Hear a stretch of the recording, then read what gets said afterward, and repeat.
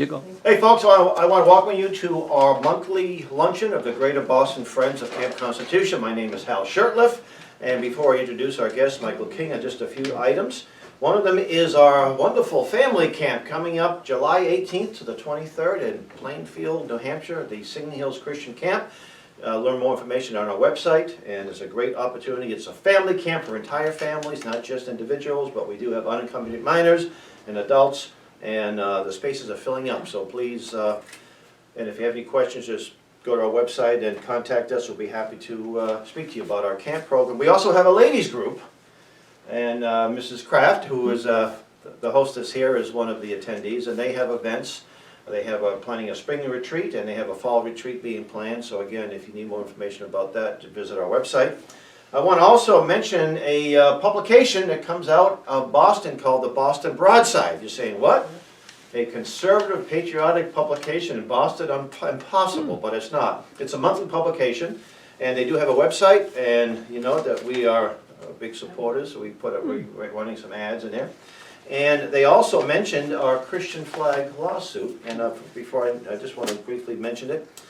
Back in 2017, we were denied a permit to fly a flag in a public access flagpole in front of City Hall Plaza to fly the Christian flag and have a little ceremony. Meanwhile, they fly the communist flags of China and Cuba and rainbow flags and transgender flags and all kinds of other flags. Liberty Counsel took the case, and we lost the case in the First District Court of Boston, the Federal District Court. It is now going to be brought to the U.S. Supreme Court, so stay tuned for that. It's made international news and national news, so it's helped bring awareness to our important mission. So with that, we want to introduce Michael King. I've known Michael King, I don't know, for about 10 or 12 years. He is with the Massachusetts Family Institute, a Massachusetts-based group, although they have affiliates around the country. And he is going to be talking about becoming an activist and engaging the Bay State.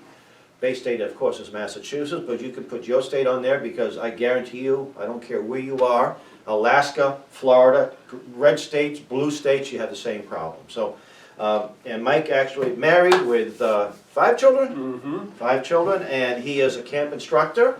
Unfortunately, he couldn't make it last year because worries of COVID, but hopefully this year he'll be there with his beautiful family. So with Mike, just thanks, Al. Let's give him a nice warm applause. Thank you, guys. Well, I don't know if you guys are familiar, all of you familiar with Massachusetts Family Institute, but we are the local associate of Focus on the Family, so that's a national organization, and there's 40 of family policy councils in the nation, so there's 40 states that basically have a Paul Revere when it comes to issues of the sanctity of life and religious liberty. So what I'm going to do today is just walk through some of the things that are happening in Massachusetts and how we've actually been successful on issues of life and liberty, and especially in our relationship with the local church. And I always like to start here with my family, because this is why I do what I do, and I'm sure it's why you do what you do. So we have, my wife and I, 4 boys and a girl. And we have Jesse, Levi, Daisy, Judah, and Ezra, and my wife Ashley. So I like to say we have an Old Testament tribe at the house. Right? So this is our shared mission dedicated to strengthening the family and the Judeo-Christian values upon which the family is based. And you know as well as I do that the family is under attack, right? How we define male, how we define female, how we define marriage, these kinds of things. And so we want to stand for strong families, and it's a nationwide partnership, so I mentioned Focus on the Family. Also, I don't know if you're familiar with Alliance Defending Freedom. Some of you might have heard the story of that baker in Colorado that was being sued, right, for not baking a cake for a homosexual wedding.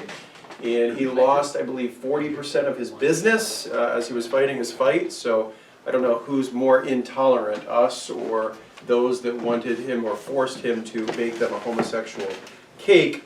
But Alliance Defending Freedom won the case at the Supreme Court, as you probably know, and then the day after, I believe, they won the case, they sued him again, this baker, because they wanted him to bake a transgender cake, and I believe he was sued 3 times, and he was successful all 3 times regarding religious liberty.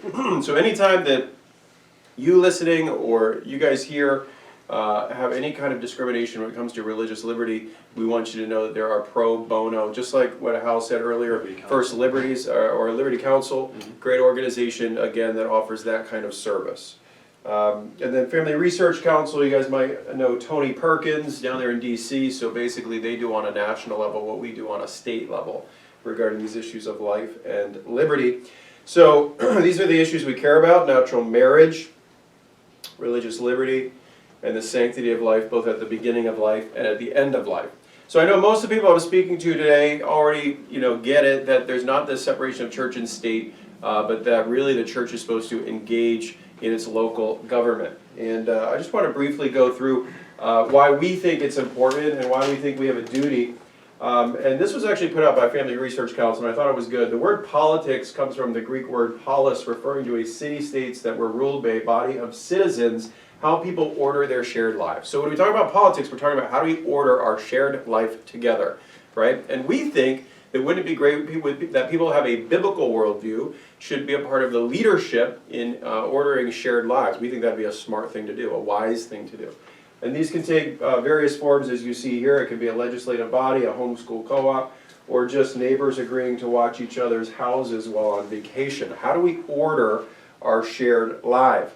Well, first, government is appointed by God, and we see that in Romans 13, where Paul describes governing authorities as ministers of God, responsible for administering civil justice. So I can't think of better people to order our shared lives than ministers, than people that have a biblical worldview. And secondly, God commands us to love our neighbor. Government decisions have a direct impact on people's lives, and engaging in the political process should be a part of a holistic approach to ministry through which Christians seek to meet each other's people's temporal needs as well as spiritual. And I like this word holistic because a lot of times, we'll just say, for sake of our conversation, people in the church, many think that they should not be involved in their government. But I think clearly we see from Scripture, if we're to love our neighbor and have this holistic approach, that we not only have a duty when it comes to going to church, but we also have a duty when it comes to being a part of our local government. And so lastly, when it comes to a biblical perspective, James, the half-brother of Jesus, says this in James 1:27, "In the eyes of our God and Father, religion that is pure and genuine is to visit orphans and widows in their suffering and to keep yourself from being contaminated by the world." And I think sometimes many of us might have been called religious at some point, right? And sometimes that's a negative thing that people will put on us. But here we see the definition that religion is to care for the orphan, for example. Well, let me just put this in perspective. So if back in 2003, Massachusetts was redefining marriage, right? And people don't understand sometimes that the consequence of that was that Catholic charities, for example, had to shut their doors in 2003 because they didn't want to be sued for not putting a foster child, into a homosexual home, right? That would have gone against their religious belief. And so instead of being sued, they closed their doors. And so who suffers when it comes to if people aren't getting involved in that issue of marriage? Well, the orphan suffers. Or look at widows. We should care about legislation that would affect our widows. Many times our widows are elderly in our society. So things like physician-assisted suicide, which will be another piece of legislation at the State House in Massachusetts this year. So if we care about the widow, if we have a duty to care about the widow, we should also care about policy that affects the widow. And then keeping yourself from being contaminated by the world, we could say a lot of things about this, but how many parents know what's being taught in their local public school regarding sex education? For example, we're redefining identity, gender identity, we're redefining sexual orientation, we're redefining abstinence. We should care about the definitions of these things because many times I'm hearing from parents, my child just came home and told me that I'm out of touch on my traditional worldview about gender identity. But at school, they're getting such an academic understanding that there are 50 genders that they come home and tell mom and dad that 2 plus 2 no longer equals 4. Also, we should care about retail marijuana shops. And I'll tell you some more stories today about how the church has been successful to stop retail marijuana in Massachusetts. And not too far from here in a city called Waltham, the Hispanic church has been extremely effective in keeping pot off the street. All right, so let me take you on a little tour to show you the local church in Massachusetts, and I think this might surprise some of you, but there are over 8,000 churches in Massachusetts, over 8,000 churches. in Massachusetts. We've spoken at many of them, and I want to give you kind of a little tour of the local church in Massachusetts. So this is one example. We've spoken at this church twice down in West Bridgewater, called New England Baptist Church. Wonderful church that has a great school as well. Here is a Hispanic church in Lawrence. Would it surprise you that there's over 100 Hispanic churches in the city of Lawrence? Mm-hmm. Again, over 100 Hispanic churches just in one city. Small city. It's about 90,000 people, Lawrence is, and the local Hispanic church makes up about 5% of the population. Here's one church that we've spoken at a couple times now, and this church is actually building a 700-person new church in Lawrence right now as well. Here's one of the largest churches in Massachusetts, Jubilee in Mattapan, with, as I understand, about 5,000 members. So it might surprise some of us that there's a church in Massachusetts with that many people that attend. Here's the mother church of the 100 or so Hispanic churches in Lawrence called Ebenezer. We've spoken here about 5 different times. And again, these churches have been super influential, and I'll get into how they've been affecting Lawrence for the good. This is Eagle Heights Church. This is Bishop Collins Church up in Revere. We've spoken here 2 or 3 times. About 300 or 400 people or so attend this church on a weekly basis. Here's an Ethiopian Evangelical church in Cambridge. So the Immigrant church in Massachusetts, if you're getting this theme, is pretty large. And I'll continue to show you why that is. There's a Hispanic church in Lynn with over 1,000 people. That might surprise some of you that there's a church in Lynn with over 1,000 people that attend. And just across the street, not too far down the road from this church, is a 2,000-member Hispanic church. And you know, it was interesting when I visited this church for the first time. It was about 6 o'clock or so at night in Lynn, and I was going down this street and kind of in the center of Lynn, and it was this old brick building, and I'm trying to figure out if this is the church, is it not the church? So I walk in, and all of a sudden it opens up to this huge auditorium in the basement that you have no idea, and this church has been there since the 90s in Lynn. Here's another large church in Westfield called Evangelical Free Church that we've spoken here a couple times. Here is Full Gospel Church in Westfield. This is a Russian Pentecostal church in Westfield, Massachusetts. So in the western part of our state is a very large Slavic population and very large Russian and Ukrainian churches out that way. This, we've spoken here twice. The first time I spoke here, we had 300 people sign up for our text alert and e-alert just in one morning. Here's a Hispanic event of about 5 Hispanic churches in Massachusetts, and there were 3,000 people at this event in Marlborough, Massachusetts, not too far from here. Here's Heritage Bible Chapel, another large church in the center of our state in Princeton, or North Central. And I spoke about those churches in Waltham that have been extremely effective on the retail marijuana. So retail marijuana, as you guys know, was passed in 2016. And if you were going to open up a pot shop, Waltham would be the place to do it. It's right outside the city. Good per capita income. And because of this church and 2 other Hispanic churches, there are currently no retail marijuana shops in the city of Waltham.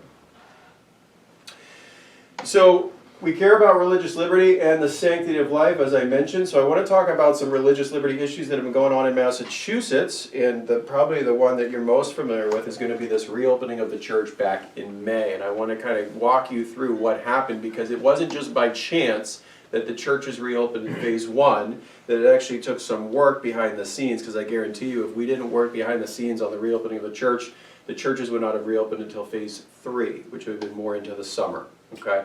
And we just thought if you're going to have pot shops open and abortion clinics open, you probably should have the church opened as well. I think you guys would probably agree with that.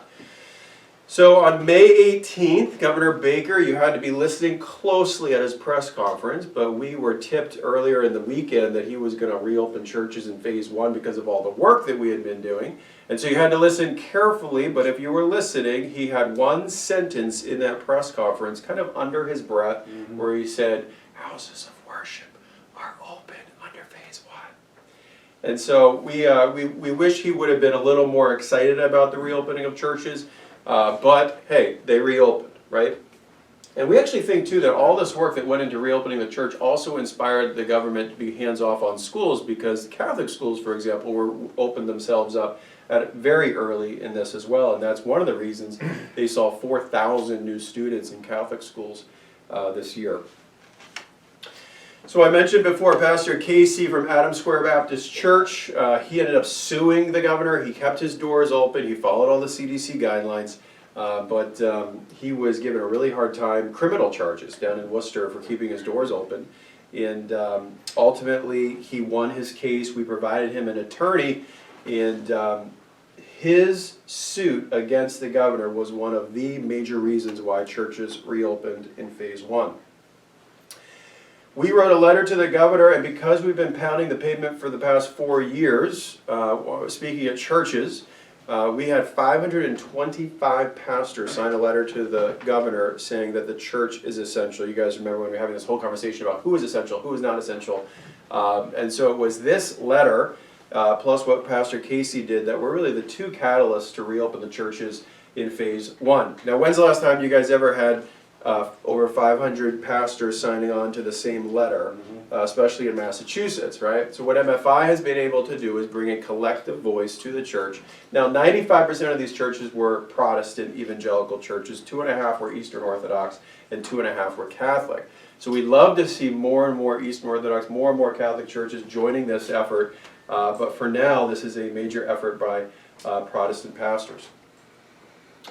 And before I get to this point, I also want to mention this too, is that the governor really saw the clergy in Massachusetts before this as those churches that have rainbow flags and Black Lives Matter signs in their front lawns. It was right across from his house, right next Yeah. to his house. Right. Yep. So this was an interesting thing that happened too. A silver lining that happened through this whole process is somehow these clergy found out about our letter to the governor and how it was growing in number in terms of signers. And so they put their own letter together. Now we had 525 pastors sign this letter from all across the state. So they put their letter together and they ended up getting 80 pastors to sign their letter. And so what was nice is that the governor was able to see this group of Protestant churches in Massachusetts that really never had a collective voice before, because he always thought of the clergy as the Massachusetts Council of Churches, the Greater Boston Interfaith organization that really values more social justice issues, Black Lives Matter issues, LGBTQ issues, but they weren't so focused on religious liberty and the sanctity of life. So that was, again, one of the silver linings, that now this group of Protestant, mostly Protestant churches has a seat, or hopefully more of a seat at the table. MFI continues to educate churches. You guys know these guidelines have been super ambiguous, perhaps intentionally, I don't know, but there are like these curfew guidelines now, and so many pastors are like, should I close my doors at 10 o'clock? Can I keep my doors open at 10 o'clock? Because a lot of our churches, especially Hispanic churches, have vigils at night, for example. And so we were able to communicate clearly to churches, say these curfew guidelines are not for the church, they're for other parts of industry. That's just one example.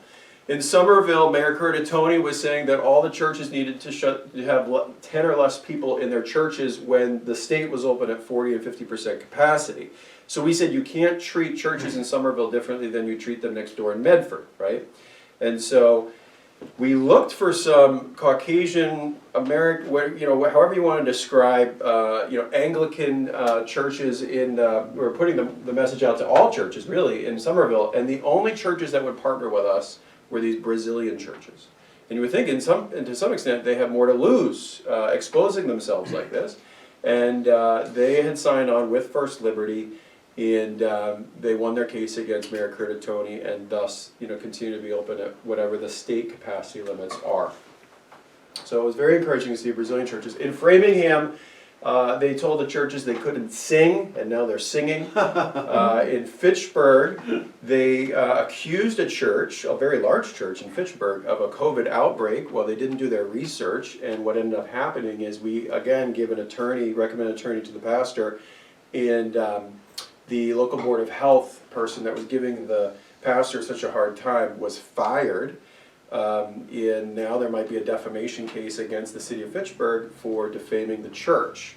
And then in New Bedford, there's a church down there, again, very large church. They had a mandate in New Bedford that said you can only have 100 or less people at your church. Now this particular church had a renovated Shaw's supermarket, so you can imagine the capacity limit there.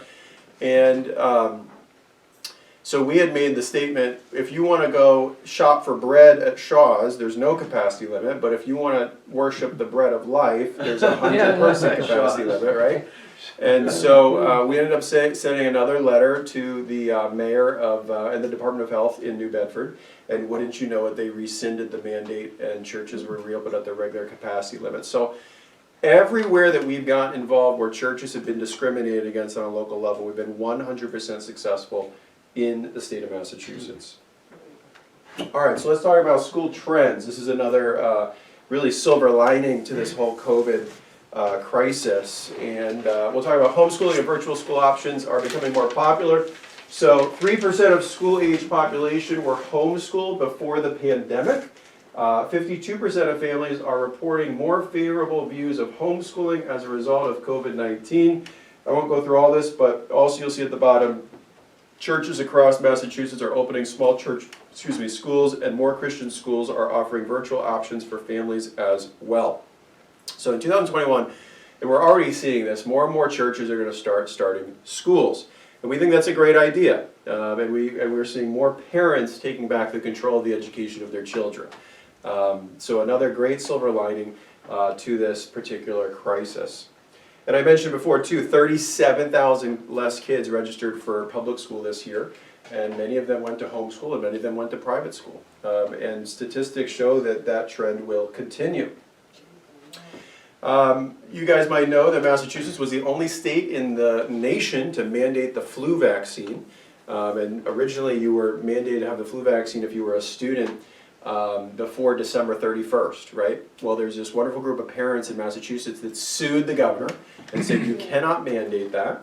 And because of their suit, they got them to basically rescind, well they did, they rescinded the mandated flu vaccine. So there is now no mandated flu vaccine in Massachusetts. Now having said that, Senator Roush just filed yesterday legislation that would take away the religious exemption and I believe as well the medical exemption for vaccines. So we believe that parents know more about their children than the state does, and so we would say continue to let the parents have that religious exemption and the medical exemption.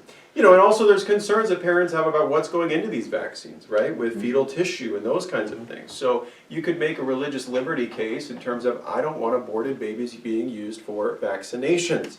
But to take that away from parents is a violation of not just their religious liberty, but also their parental rights.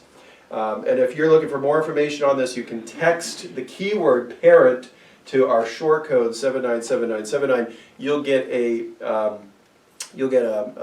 link to the religious exemption form that you can still use for your children regarding vaccines. So that's some of the vaccine issue there, but we want to definitely keep parents aware of that. In Lynn, did you know that they're no longer giving out failing grades in the city of Lynn? So again, this could be a religious liberty issue for teachers that want to keep their integrity and say that, you know, the child never showed up for Zoom class and got a 0, for example, in my class, but now the lowest grade I can give them is a D-. So we're struggling with this, and many teachers across our state are struggling with this in terms of, you know, can I really give a D- when truly they didn't even show up for class. And also we're seeing in our professional development this critical race theory that I'm sure many of you are familiar with.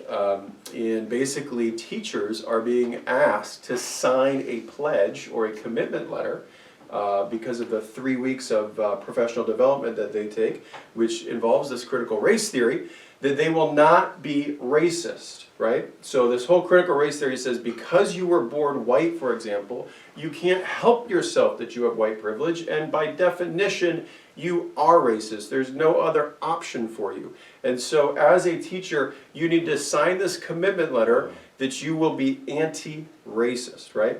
Well, isn't it ironic that the teacher that's actually working with us on this right now is an immigrant from Venezuela, and she has a complete she doesn't agree with this, and she's fighting back against this. So we talked about some of the school trends, and I'd like to also include that starting a Bible club at your school. And we've seen a lot of success in this. And just to give you a little story, in the middle there is a lady named Rosa from, again, Lynn. And she was told by her pastor that she could, sorry, not by her pastor, by her principal, that she could not put up her posters for her Bible club in school.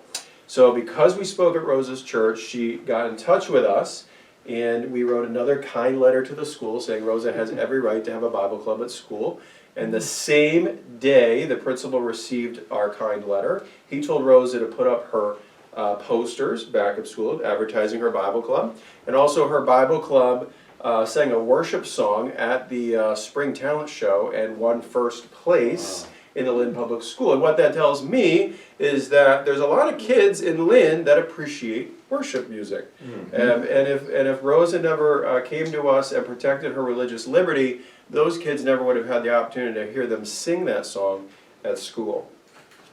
So if you want more information on this particular issue and how to start a Bible club at your school, text the word Bible to 797979. And real quick on this issue, talk about religious liberty. So the counseling ban has been passed in Massachusetts about 2 years ago. And basically what this says is it puts a ban on counseling for kids that are confused about their gender or orientation. So if you are a tomboy today, a 12-year-old girl, let's say, that likes to do boy things, and you are questioning your gender and you want to go to a counselor, a licensed counselor, to get perhaps a biblical worldview on that, or something that would challenge the groupthink of culture, well, that would now be hate speech. That would be illegal to get that. And so we'd love to see this law overturned, and we are confident that in 2021 we may see it overturned, because there was just a great ruling down at the federal court in Florida that said that this law down there is unconstitutional. And we also have a counselor now here in Massachusetts that is willing to be a plaintiff in a suit. Excellent. And this guy, Sam Brinton, I always show, picture tells 1,000 words. This is the guy that is traveling across the nation, and he has been successful in 16 states. He's been successful in 16 states getting the counseling ban passed. So when we talk about should the church be involved in the governing of our shared lives, the question I have for you is, should Sam Brinton be in charge of how we define counseling, for example, or should the church be involved in protecting free speech for counselors? He might be going to fashion consulting, though. Well, I like those shoes, and this was taken at our Boston State House. And so again, this is who is pushing this kind of stuff in Massachusetts and in our nation. You would think that would just kill the band, to kill the whole You think bill. it would? Yeah. I think it would, but he's pretty proud of how, and like I said, he's been successful in 16 states. All right, so let's talk about the sanctity of life. We talk about the sanctity of life. We talk about the beginning of life. And we talk about the end of life. And here we see what David says in the Psalms. For you created my inmost being. You knit me together in my mother's womb. I praise you because I am fearfully and wonderfully made. Your works are wonderful. I know that full well. My frame was not hidden from you when I was made in the secret place. When I was woven together in the depths of the earth, your eyes saw my unformed body. All the days ordained for me were written in your book before one of them came to be. And I want to focus there on the unformed body. That's pretty early in the birth process, right? And so to see that the Lord has given us such value in the womb is an amazing reality. So be encouraged in Massachusetts 2 years ago when they were discussing what we call the Infanticide Bill that wanted to make abortion legal all the way through birth. This was Planned Parenthood's signature piece of legislation. We outnumbered Planned Parenthood at the Boston State House. Because of our robust church network that we've been able to develop, we had 1,000 people in red shirts show up at the State House, outnumbering Planned Parenthood. And here's many of us outside before the hearing. So be encouraged that there's a wonderful church network in Massachusetts that now is working together to fight for the sanctity of life. And if you want more information on this issue, you can text the word SAVE LIFE to 797979. And right now there is legislation to push back against, unfortunately, the Infanticide Bill was passed last Christmas, right? When you guys were celebrating, when we were celebrating the birth of our Savior as a what? Baby. Our legislators wanted to pass the most grotesque abortion law in the nation. And just so you know, that 1,000 people that showed up at the State House, they convinced the legislature that this was a horrible bill. And so usually the legislative session ends July 31st, right? But because of COVID, we extended that till December of 2020. Well, if it never would have been extended, this bill would have absolutely died. And even the Democrat that was the head of the Judiciary Committee mentioned that this particular bill was, as she said, baloney, and that never would have passed. But because there was a lame duck session after the election, and because there was a COVID crisis, and they stuck it into the budget process as Amendment 759. Okay, did you guys know that there were that many amendments in your budget process, right? And amendment number 759 was the most grotesque, controversial issue of our time here in Massachusetts, and they chose that process to pass the Infanticide Bill. So why are we concerned about the Infanticide Bill? Well, current Massachusetts law requires late-term abortions, those performed after 24 weeks, to be performed in hospitals where life-saving equipment is readily available, but this Roe Act, or the Infanticide Bill, removes this provision, so this means that expecting mothers could undergo late-term abortions which carry significant risk of complications outside of a hospital setting. Also, just to summarize this, so before this bill got passed, you had to be 18 to not have parental consent. Now you can be 16 to not have parental consent or judicial bypass. So what about that 16-year-old girl at school, in high school, that has a headache? She needs a Tylenol. Well, do you know what she needs to have that Tylenol at high school? Parental consent, but no longer needs parental consent for a late-term, high-risk abortion. Right? So parents would never be told. And what about sex trafficking? What about the guy that's taking advantage of these girls? Well, now there's no judge involved, there's no parent involved, and it's just the predator. So again, if we're talking about girls' safety, this clearly is not that. And lastly, the Roe Act eliminates the current requirement to preserve life and health of the aborted child. So if you have a botched abortion, in what was the current law, you would be forced to resuscitate the child. But under this new law, there is no safeguard for the baby. And those that said, well, this never happens, or well, we'll just rely on the morality of the doctor. Well, the morality of the doctor was to kill the baby originally, and now we're going to rely on that same doctor to save the baby? That will happen. So when we talk about the sanctity of life, we also talk about the end of life. So this was defeated. Physician-assisted suicide was defeated in 2020, but it will be back this year. And you can text the word value life to 797979 for more information. Quick story on this was at the hearing on this at the State House last year. We had a young mom with 4 kids show up to the hearing. She was from California, where physician-assisted suicide is legal, and she has cancer. And she was trying to get chemotherapy. So she called her insurance company and said, hey, can I get the chemotherapy? And the company, being in California, the insurance company said, well, it's a little too expensive, but what we can do for you is give you these drugs that will end your life, but it won't cost us as much. And she said, well, how much are those? And the answer was $120 copay. So again, is this how we value the life of a young mom who's in her early 40s with 4 kids, whose life can clearly be extended with appropriate treatment? Also, just to encourage you, we had a letter from 80 minority pastors on this issue. One of the reasons we defeated this in 2020 was because of 80 minority pastors came together, sent letters to their legislators, sent letters to the Speaker of the House to influence them not to pass this bill. So we talked about James 1:27 before, and we talked about, do you know what's being taught to your kids in the public schools regarding sex education? And so I'll take you on a little trip here through what is being taught and who is teaching this education. So text the word education to 797979 for more information on this.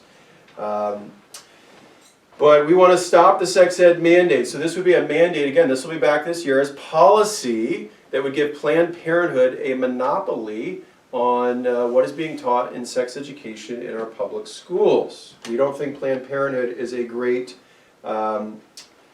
teacher on this issue. And so what are they doing? Why are we concerned? Well, they're redefining abstinence. And here we see some clips right out of, I believe this is the Get Real curriculum from Planned Parenthood.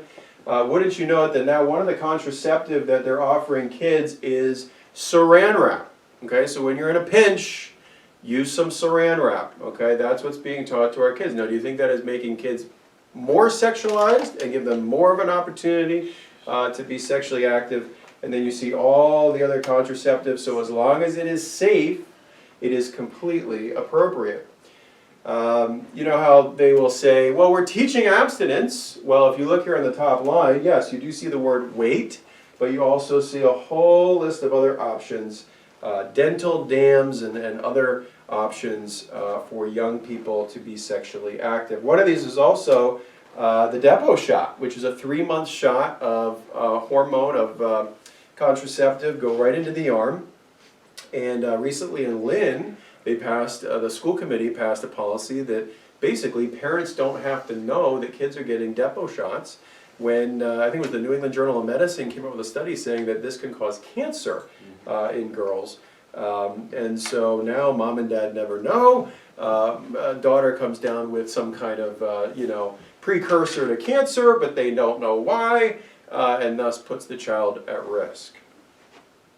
You guys might have heard of the family tree. Well, in Lynn, they're teaching the sexuality tree. So no longer are we valuing grandpa, grandma, mom, dad, son, daughter, but we're teaching kids to look at those relationships in their immediate family, in their extended family, in their cultural relationships, all through the prism of a sexual prism. When I talk about gender identity, this is being taught in our elementary schools, the genderbread person, teaching kids that their identity comes from their brain, what you think you are, and has nothing to do with your anatomy. And also your sexual orientation, homosexuality, heterosexuality, all of that comes from your heart, how you feel about someone. And then lastly, you have 4 different spectrums as an elementary student on which to identify between women and men. And in between this spectrum of woman and man are 50 different options of gender that you can choose from. So again, if you're that tomboy who's 12 years old and maybe you're being picked on at school, well, perhaps you might say, you know what, I am a girl anatomically, but I like to do boy things, so maybe I'm 5/50ths boy. And you all of a sudden get on the spectrum, you all of a sudden start questioning, and then you can get these puberty blockers that can sterilize your young body.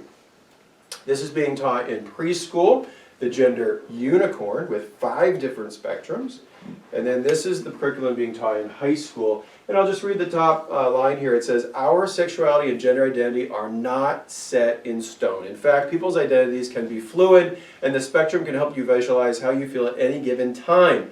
Mark how you identify today on each line, but don't feel limited. It's okay to mark something different tomorrow. So did you know that your gender can change in 24 hours from day to day? And then you have 5 different spectrums here to identify on. And look at that first spectrum, biological sex, what the doctor assigned you at birth. I'm sure all of you were assigned your gender by your doctor at birth. And he had, or she had, 50 different genders to choose from when they were identifying you. Or look at that 4th spectrum down, gender presentation, how the world sees you. What if you're that kid in high school or middle school where your voice hasn't changed yet? You're that boy whose voice hasn't changed yet, and you're in the choir, and what section are you still singing in? The soprano section. And maybe you're the only boy in the soprano section. But how does the world see you? The world might see you as a little more feminine because you're the only boy in the soprano section, right? And so now you start questioning, and you say, well, I'm just not like all the other boys. Maybe I am a little feminine. And then you start questioning, right? And you can see why more and more kids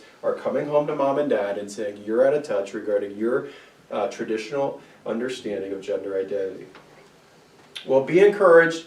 Here's a picture in Worcester. This was in February of 2019, where I and about 80 other people went down to the school committee meeting in Worcester, second largest city not only in Massachusetts but in New England. And Planned Parenthood wanted to start teaching sex ed in Worcester, and we said no, and we exposed the curriculum. We spoke directly from some of the curriculum they consider age appropriate, medically accurate. And what did you know? We stopped Planned Parenthood in Worcester. Yay. You can clap for that, right? That's good stuff. So, you know, the fact that that is still going on in Massachusetts it should be encouraging to us that we can make a difference. And this was just 80 people in the second largest city in Massachusetts. Now, Planned Parenthood is back now, and we have an even more robust strategy now. We have 21 mostly minority pastors that have signed on to a letter to the mayor and to the school committee saying, we don't think this is age appropriate. We also have doctors of influence that are saying, we don't think this is medically accurate. And now we have 20 parents that are willing to testify at the next school committee meeting saying, my son and daughter are not going to be exposed to this. So having an even more robust approach now, we're very confident that we'll continue to be victorious in Worcester. And here's just some pictures from the night. We also are providing parents with this tool. So many parents are going to their schools and saying, please give me the sex education curriculum that you're teaching my kids. Well, do you think the school's super excited to give over that information? No, many times they're stonewalled. And many times they just give a one-page summary, making it seem very sterile what they're teaching our kids today. So what we've done is we've provided a Freedom of Information Act to all 351 towns and cities in Massachusetts, and now we're putting together an interactive map for parents where you can click on your town or city and you can know exactly what's being taught to your kids in the public school. And not only that, we do a 15-point harm analysis that you can understand, because you're probably not going to have time to look through the whole curriculum, okay? So we'll do that for you, and we'll give you notes on why we think this is not good. And we look at elementary, we look at middle school, and we look at high school. And just to let you know, this is in Lynn, just an example of what we've done in Lynn. But Girls Inc., okay, what we've found through our research is that Planned Parenthood doesn't always call themselves Planned Parenthood, right? They call themselves Girls Inc., they call themselves all kinds of things, so you would never know. You say, oh no, Girls Inc., how bad could that be? Oh, it's actually Planned Parenthood, right? This was in Lowell. Again, look at the level of detail that we provide regarding just the concerns that we find in the curriculum so that parents can be informed. And speaking of informed parents, Massachusetts Informed Parents on Facebook. You can go here, join this group before they get completely censored off of Facebook. But a great tool to understand what is being taught in the public school. And again, if you want to have a parent forum, we're happy to come to your church or your community group and give a parent forum to further explain why we're so concerned about this issue in the public school. And again, text the word education to 797979 for more information. And to give you a little picture of what these parent forums look like, this was in Stoneham about a year ago. We had 50 parents from the Stoneham area come and learn what's going on in our schools. Did you know that they have legalized polygamy in Somerville? The city council recently took a vote. And really, you know, this is what we are seeing in our culture, that if we as a church, as we as people that value family values, if we don't get involved in the shared life, in organizing the shared life of our communities, this is what happens, right? We start legalizing polygamy, but do you think it stops at polygamy? Do you think it could eventually get to bestiality or something? That might sound crazy, right? But the way people treat their pets today, I don't think, I mean, I'm not saying that about people that are good to their pets, all of them, but hey, it could get to that, right? We've seen crazier things. Yes. So again, Schenk Uygur has embraced bestiality. who has? Schenk Uygur of the Young Turks. Oh wow, Oh, yeah, interesting. of course, yeah. Even Bernie Sanders backed off from him. Interesting. Well, we're seeing this in Massachusetts now, in Somerville. So lastly, I'd like to talk about commercial marijuana, and again, I think you'll be encouraged by this part of the presentation. Originally 250 towns and cities opted out of retail marijuana or passed a moratorium. Of the 351 towns and cities, 250 is a lot of cities and towns that said no to retail pot. Here's an example in Waltham I was talking about earlier. So this is 3 Hispanic churches mostly in the city of Waltham. And when's the last time you saw your city hall this packed? This was around Christmas time. And instead of going out shopping for gifts, they were at their local city hall protesting against retail pot. This was in Lynn. There was a church, Seventh-day Adventist church, where they wanted to open up a pot shop directly outside the doors of the church across the street. So 200 Hispanic people in Lynn showed up at the mayor's office and protested, right? And that was a snowy night. That you can see the hats and the jackets. I mentioned Lawrence before. Lawrence was the first city in Massachusetts to ban commercial marijuana. And this was in July of 2017. I took this picture. I was there in the corner, and we had organized a lot of these pastors to come, and pastors were speaking to their city council members from like the New Testament, giving a sermon almost in Spanish about why retail pot is bad for Lawrence. And here's the overflow room that night, because there were so many people that showed up. And here's the city council, and you can see this is about midnight, and you can see some of the city council members with their hands on their cheeks, you know, because they're so tired of hearing these testimonies, right? And Luke 18 is the story of that persistent widow that goes before the judge, and she will not quit until she gets her answer. And clearly, to be annoying is biblical. Right, amen. Right? Amen. And so I don't think these people were necessarily annoying that night. They were super influential, and they got their city council to vote 9-0. Okay, where Lawrence kind of has, you know, stereotypes, you know, about these kinds of things, but to know that Lawrence was the first city in Massachusetts to ban commercial marijuana. 9-0. Pretty impressive. I can't So say that. why are we so concerned about this issue? Well, from a youth addiction epidemic, right? Over 50% of the sale of marijuana in Colorado is sold as edibles, right? And what do many of those edibles look like? Well, they look like candy. They look like gummy bears. They look like soft drinks, right? They look like USB items that you would put in your backpack and take to school. If you guys have been to McDonald's or Starbucks, you don't need to confess that now, but there are more pot shops in Colorado as of 2016 than Starbucks and McDonald's combined. So what we say is the marijuana industry is growing like weeds in Colorado, and we would not like to see that here in Massachusetts. And we're not seeing it necessarily here in Massachusetts, and to a large extent we're not seeing it because the church has taken a stand. You know, there's a social club in Worcester, which allows people to come and smoke marijuana there. The thing is, it happens to be my cousin. Oh, really? Yeah, so my seems like the whole family's into the business. And they're doing things up in Maine, and now they're really into it. Huh. So, Well, I think the industry was taken a little back. I would say a lot back, because I think they thought Massachusetts would be a pretty easy, open state, and it's really proven to be more difficult. And again, just to be clear, I'm not necessarily talking about medical marijuana. I always say that God made the plant, but man manipulated it, right? So